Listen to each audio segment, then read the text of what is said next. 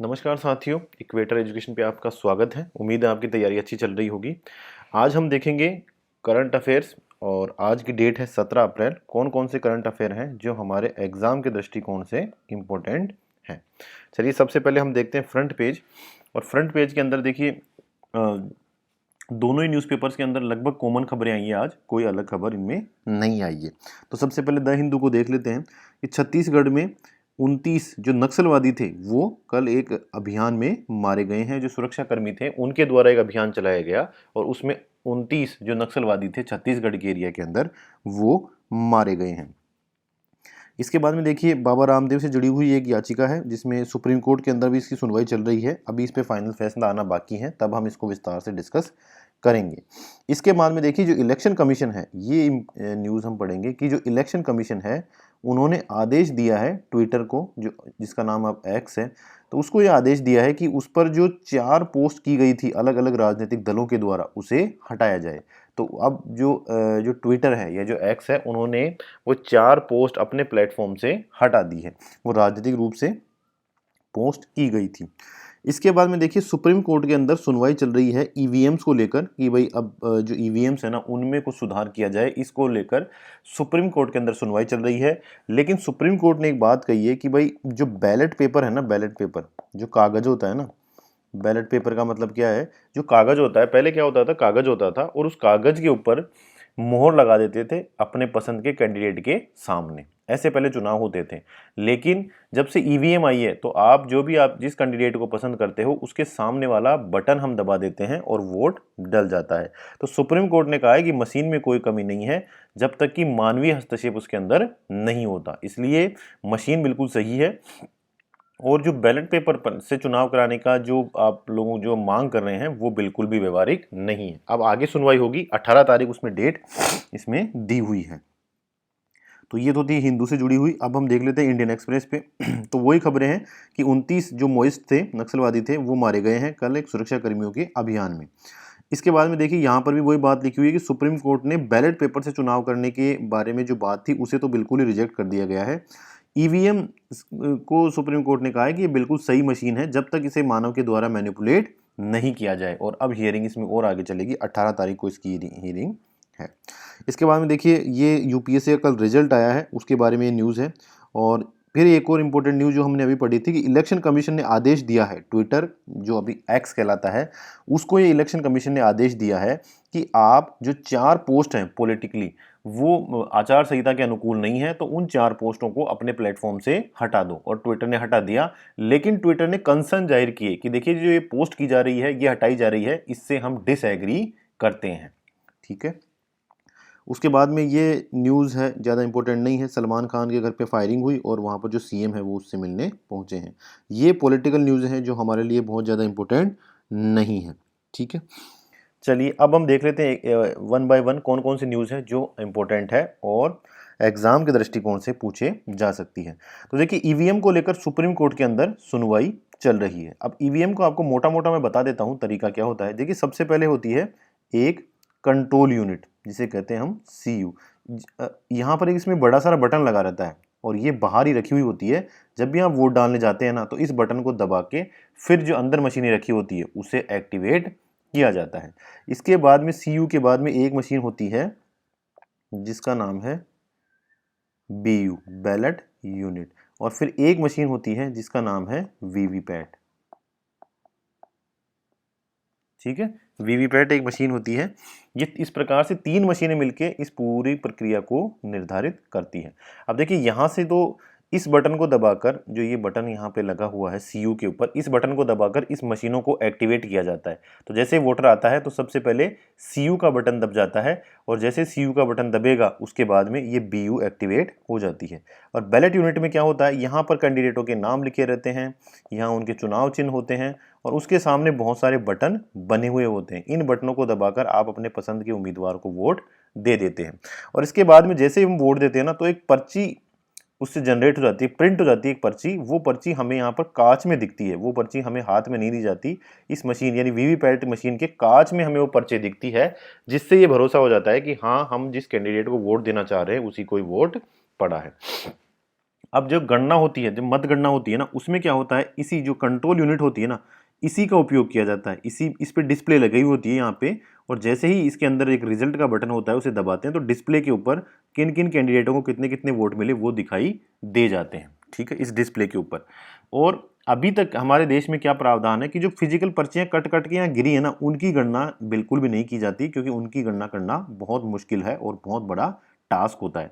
तो जो control unit होती है, इसी के माध्यम से वोटों की गणना कर ली जाती है। तो अभी याचिका ये लगी हुई है सुप्रीम कोर्ट के अंदर कि भाई जो ये ईवीएम्स हैं, जो ईवीएम का ये पूरा सिस्टम है ना, इसे हैक किया जा सकता है, इस पे भरोसा नहीं किया जा सकता, अतः इसमें सुधार की जरूरत है। अब सुधार कैसे हो, जैसे एक सुधार तो ये बताया गया है कि जो पर्ची इसके अंदर गिर रही है ना, ये वोटर को दे दी जाए पर्ची, और यहाँ पर एक अलग से डब्बा रख दिया जाए, उसके अंदर वोटर जाके इस पर्ची को डालेगा, यानी उसके हाथ में आप पर्ची दो, ताकि जैसे ही उसके हाथ में पर्ची आएगी तो उसको पूरा भरोसा हो जाएगा। अभी वीवीपैट के अंदर केवल कांच में से में दिखती है पर्ची की, हाँ यार वो पर्ची है मेरी, और वो गिर गई कट के, अंदर ही गिरती है, वो किसी को नहीं मिलती, बिल्कुल सील ये मशीन रहती है। ये आप देख भी पा रहे होंगे, ये है वीवीपैट मशीन, और ये जो है वो है बैलेट यूनिट। यहाँ पर कैंडिडेटों के नाम है और ये नीले बटन है जिन्हें आपको दबाना होता है। तो इस तरह से प्रक्रिया चलती है और बहुत सारे सुधार अभी मांग की जा रही है सुप्रीम कोर्ट से। तो एक तो ये मांग थी कि बैलेट पेपर से चुनाव हो, तो उसे तो सुप्रीम कोर्ट ने बिल्कुल मना ही कर दिया कि नहीं, बैलेट पेपर से चुनाव कराना अब संभव नहीं है।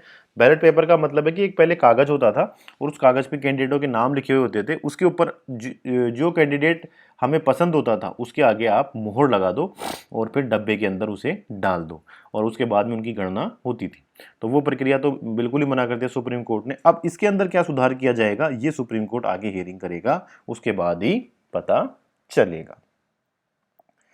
चलिए, इसके बाद में देखिए, जो इंटरनेशनल मॉनेटरी फंड है, आईएमएफ एक रेपुटेड संस्था है अंतर्राष्ट्रीय स्तर पर, उन्होंने ये अनुमान लगाया है कि इस साल यानी 2024-25 के अंदर जो भारत की ग्रोथ रेट है वो रहेगी 6.8%, 6.8%। और ये किस रिपोर्ट में, वर्ल्ड इकोनॉमिक आउटलुक, ठीक है, ये पूछ लिया जाता है कि वर्ल्ड इकोनॉमिक आउटलुक जो रिपोर्ट है, वर्ल्ड इकोनॉमिक आउटलुक जो रिपोर्ट है वो किसके द्वारा जारी की जाती है, वो जारी की जाती है इंटरनेशनल मॉनेटरी फंड के द्वारा। और इसमें क्या होता है, दुनिया के अलग अलग देशों के बारे में, उनकी अर्थव्यवस्था के बारे में अनुमान लगाया जाता है कि उनकी अर्थव्यवस्था कैसी रहेगी, उनकी अर्थव्यवस्था में ग्रोथ कैसी होगी, उनकी अर्थव्यवस्था इस साल किन किन चुनौतियों से जूझेगी, या कौन कौन सी ऐसी अपॉर्चुनिटीज़ हैं जिनकी वजह से ये आगे बढ़ेगी।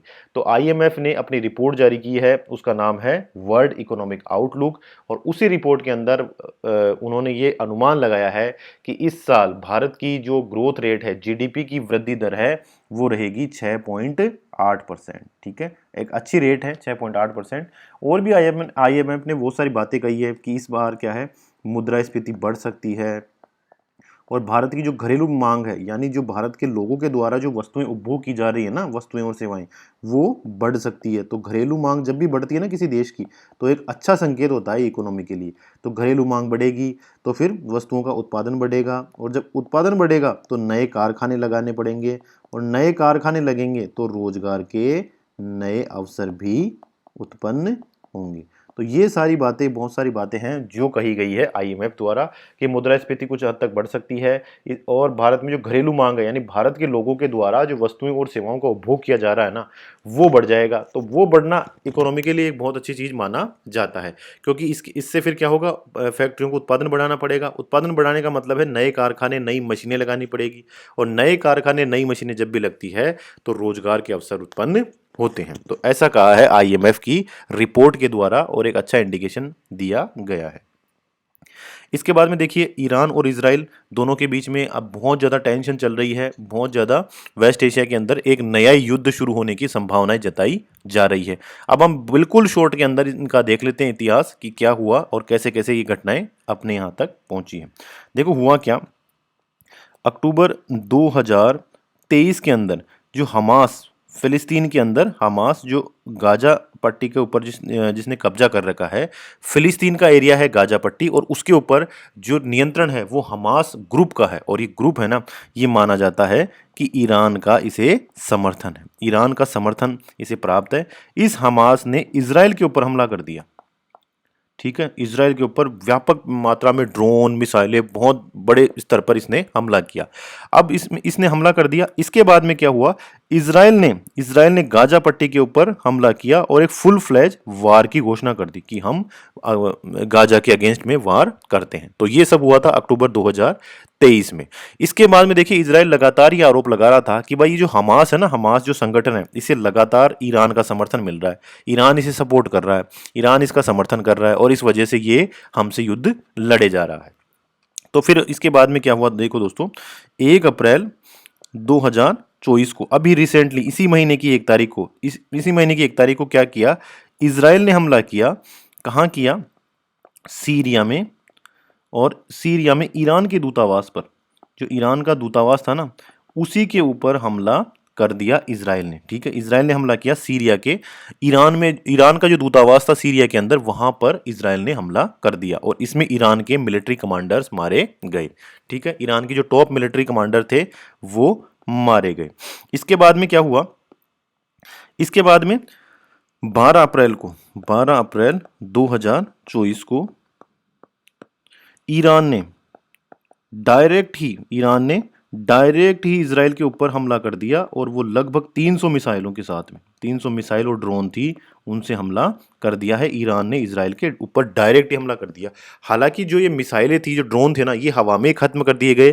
कुछ तो यूएस ने कर दिए, कुछ जो ब्रिटेन था उसने कर दिए, और बाकी इजराइल ने खुद अपने डिफेंस जो सिस्टम है, मिसाइल डिफेंस सिस्टम, उसके माध्यम से कर दिए। तो ज्यादा नुकसान इजराइल में नहीं हुआ है। लेकिन अब क्या स्थिति बन गई है, आज जो स्थिति है ना, उसमें क्या कहा गया है, इजराइल ये कह रहा है हम इसका बदला लेंगे। भाई इजराइल ये कह रहा है हम इसका बदला लेंगे, जो ईरान है ना, इसने हमारे ऊपर डायरेक्ट आक्रमण कर दिया, हम इसका बदला लेंगे, हम इस पे चुप नहीं बैठेंगे। तो वहीं क्या है, देखिए यूएस ये कह रहा है कोई बात नहीं, इजराइल के ऊपर हमला हुआ है, लेकिन इजराइल ने सारी की सारी जो मिसाइल थे, ड्रोन थे, उसे हवा में ही समाप्त कर दिया, तो अब ज्यादा हमला करने की जरूरत नहीं है। इसके अलावा यूके क्या कह रहा है कि हाँ, बातचीत के माध्यम से रास्ता निकाला जाना चाहिए, अब वापस से इजराइल को रिटेलिएट या वापस बदला नहीं लेना है। इसके बाद में जो यूरोपियन यूनियन है, उन्होंने भी यही कहा है कि अब शांति बना के रखो, आपस में लड़ाई मत करो। अगर इजराइल ईरान के ऊपर हमला कर देता है तो ये बहुत बड़ी टेंशन क्रिएट हो जाती है।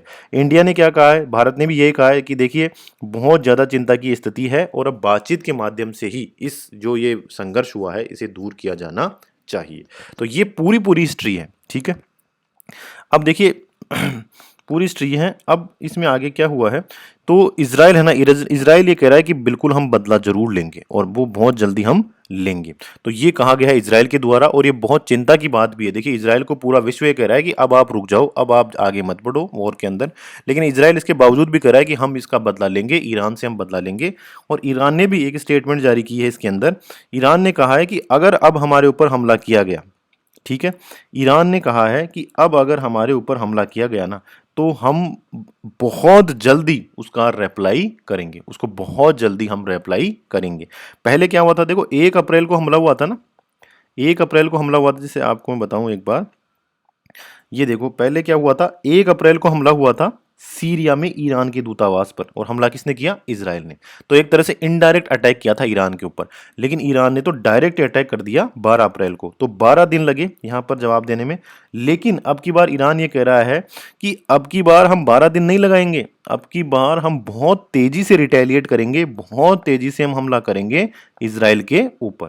तो अगर दोस्तों, अब अगर इजराइल ईरान के ऊपर आक्रमण करता है, अगर अटैक करता है, तो इस पूरे एरिया के अंदर और बहुत बड़ा एक व्यापक युद्ध शुरू होने की एक संभावना है, जो पूरे के पूरे वर्ल्ड पीस के ऊपर नेगेटिव इंपैक्ट डालेगा। तो पूरे के पूरे मिडिल ईस्ट के ऊपर एक नकारात्मक असर पड़ेगा, भारत के ऊपर, क्योंकि भारत का ट्रेड है ना बहुत ज्यादा इंपोर्ट और एक्सपोर्ट इन खाड़ी देशों में, गल्फ कंट्रीज के अंदर होता है, मिडिल ईस्ट में। बहुत नेगेटिव प्रभाव भारत की अर्थव्यवस्था पर भी इसका पड़ेगा। तो पूरी दुनिया के ऊपर इसका नेगेटिव प्रभाव पड़ेगा अगर इजराइल के द्वारा वापस से ईरान पे हमला किया जाता है और उसके परिणाम स्वरूप युद्ध शुरू हो जाता है। तो बहुत चिंता की बात है, बहुत टेंशन की बात है इस एरिया के अंदर। तो दोस्तों ये थी आज की न्यूज़ और उम्मीद है आप सब के लिए यूजफुल रहा होगा। आप सभी का धन्यवाद, थैंक यू वेरी मच। और इनकी जो पीडीएफ्स है ना, वो सारी की सारी टेलीग्राम चैनल पे मिलेगी। आप टेलीग्राम चैनल पर जाकर इक्वेटर एजुकेशन अगर सर्च करेंगे तो वहां पर आपको आसानी से ये सारी पीडीएफ्स मिल जाएगी। आपका एक बार फिर से थैंक यू वेरी मच।